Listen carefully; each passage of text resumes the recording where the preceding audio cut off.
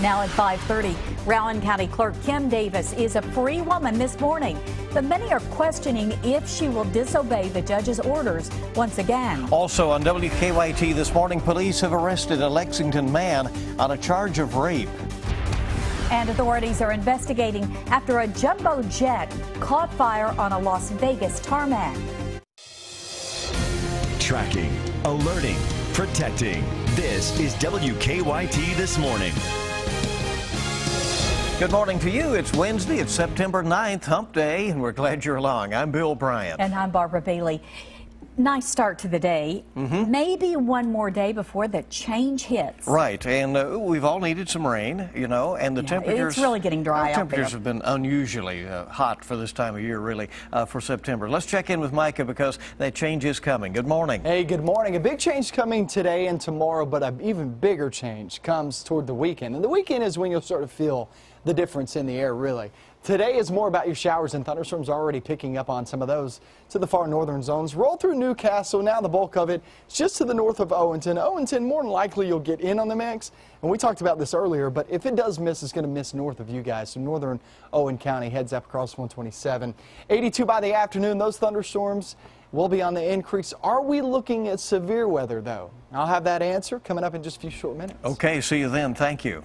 After spending just under a week in jail, Rowan County Clerk Kim Davis is a free woman.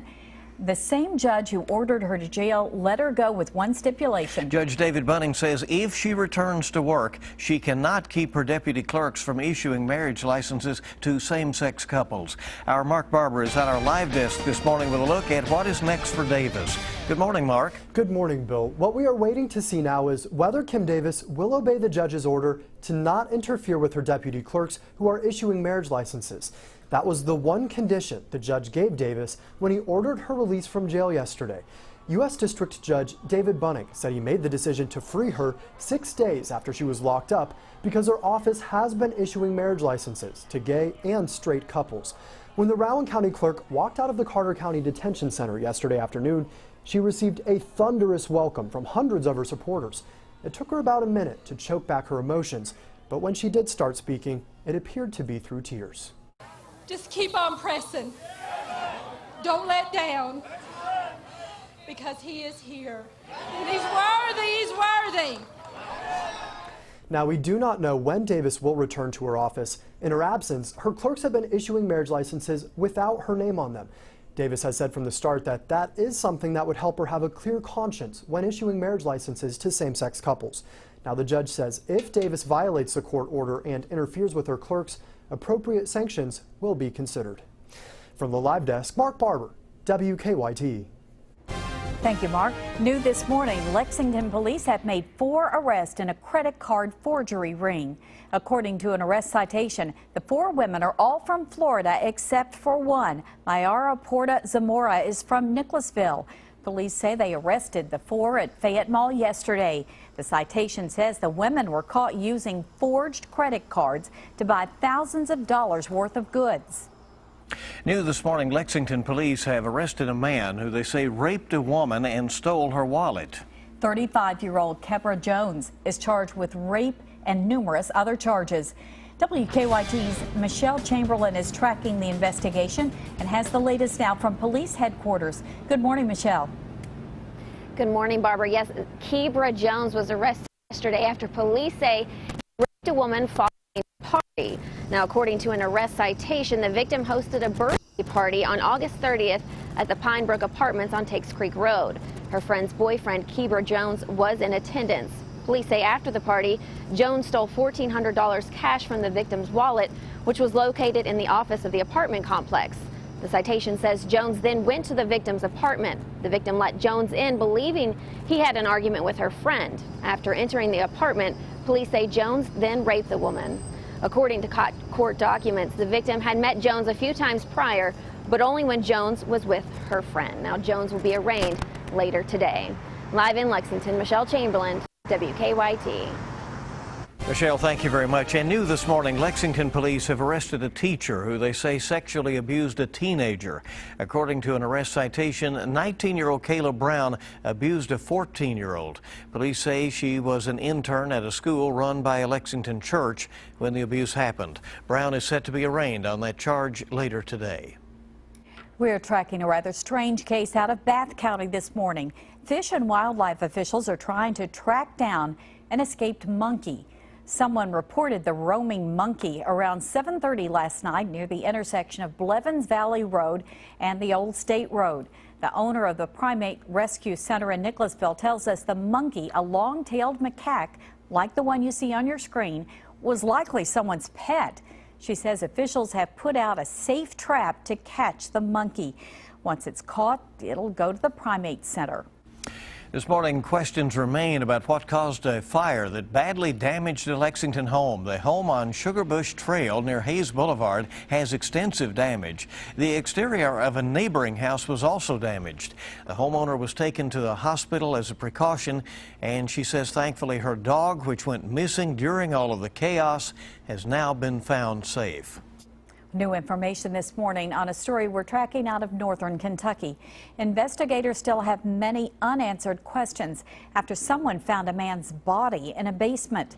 Authorities say information gathered in a separate investigation led them to the home in Dayton. They believe the man's body had been there for nearly half a year before it was discovered. The police chief says they hope an autopsy can give them more information. Now 5:37 on WKYT this morning, and a team from the National Transportation Safety Board will arrive at Las Vegas's McCarran International Airport today to investigate what caused a British Airways jumbo jet to catch fire on the tarmac Tuesday afternoon. Patrick Walker reports from Las Vegas. Speedbird, Mayday, Speedbird 2276, request fire services. Speedbird 2276, heavy fire services are on the way. The pilot of this British Airways Boeing 777 aborted takeoff as he radioed his emergency to the tower at Las Vegas's McCarran International Airport Tuesday afternoon. The jetliner sat on the tarmac as thick black smoke billowed and orange flames engulfed its wings. Speedbird 2276 heavy, we are evacuating on the runway.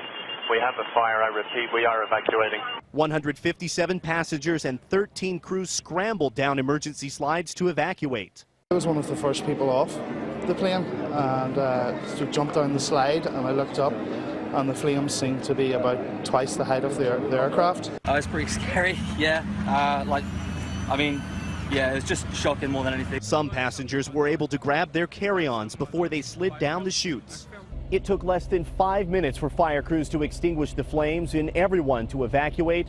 Those on board were placed on buses and taken to local hotels. At least 14 people were treated for minor injuries. So far, the cause of the fire is unknown. Patrick Walker for CBS News, Las Vegas.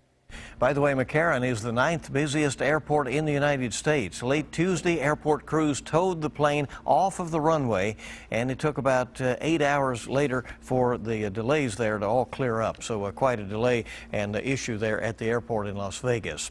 In South Dakota, a famous biker bar is no more after a huge fire. The Full Throttle Saloon went up in flames early yesterday, and it was destroyed within a matter of hours. It has been famous since 2009. When it became the subject of a reality television series. The huge bar had zip lines, musical stages, and rental cabins. Very fancy. Firefighters still are not sure what caused the fire. Well, a British monarch has broken a record. Today, Queen Elizabeth II becomes the longest reigning UK monarch. The Queen passed the record set by her great-great-grandmother, Queen Victoria. She's now been Queen for 63 years and 7 months. Prime Minister David Cameron will lead tributes later today, and the Queen herself will spend her day on official duties in Scotland. Wanted to be sort of low-key, she said, in Elizabeth style. Well, a sweet gesture to young victims of trauma. The Laurel County Sheriff is asking folks to donate teddy bears to give to children. The sheriff says a local insurance company is sponsoring the Teddy Bear Project. Deputies want the bears to keep in their cruisers. They'll give the bears to any children involved in serious incidents. You can drop off bears beginning next month at Martin's Insurance Group on West 5th Street in London. Good gesture there. Very sweet. Can make a big difference, too. And the time this morning is 5:40, and it's time to check live drive traffic. See what's going on out there bright and early. And here is a look at our Waze map right now this morning. We're not seeing too much activity on the roads, not too much to put a snag in your morning commute at least. Just a few stalled vehicles on the interstates and on New Circle near Leestown. All right, so it should be good to go this morning. We'll keep you informed. The school buses, of course, on the road in the next few minutes or so. And there's a lot more news coming up, and it's so good to have you along on WKYT. And we're looking at those showers to the far north and northwestern zones. Just some showers right now, but showers and storms are well back toward the west. They're heading our direction. Talk about this wet forecast coming up.